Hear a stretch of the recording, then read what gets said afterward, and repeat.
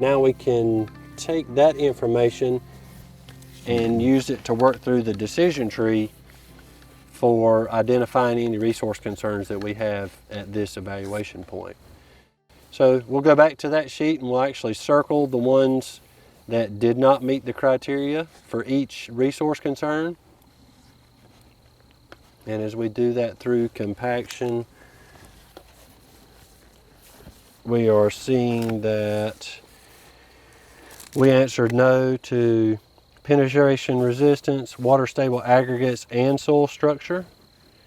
So if we follow that decision tree over, is the surface soil platy, or do 2 or more indicators not meet the assessment criteria? So we have 3. The soil was not platy, other than that little bit of a surface crust at the top. So, but we can still see that 2 or more indicators do not meet the assessment.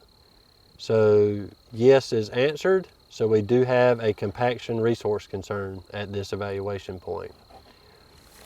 When looking at the resource concern of soil organic matter, we are circling soil cover, residue breakdown, water stable aggregates, soil color, plant roots, biological diversity, and biopores. And the decision tree asks us, do 3 or more indicators meet assessment criteria? 2 or more. Oh, you're down here. Yep, sorry. I'm sorry. Do 3 or more indicators not meet? That is yes. So it shows that we have a soil organic matter depletion resource concern as well.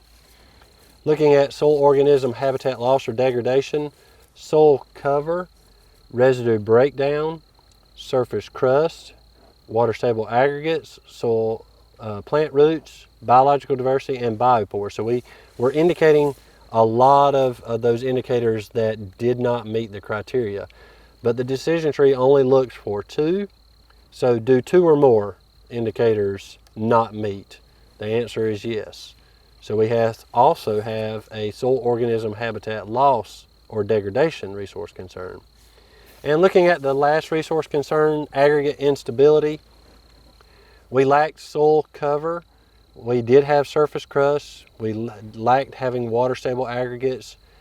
We also had plant roots, biological diversity, and biopores. So we still had a lot of indicators that did not meet the criteria.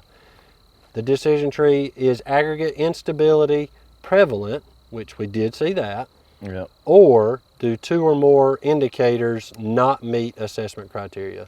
So we can actually answer yes to both of those.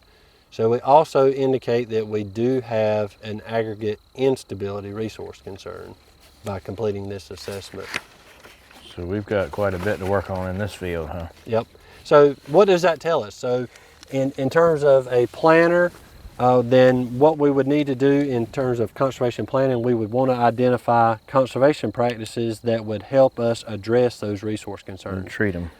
And the great thing about this assessment is that information is outlined or specified in the entire document of that soil health assessment, in-field assessment on cropland.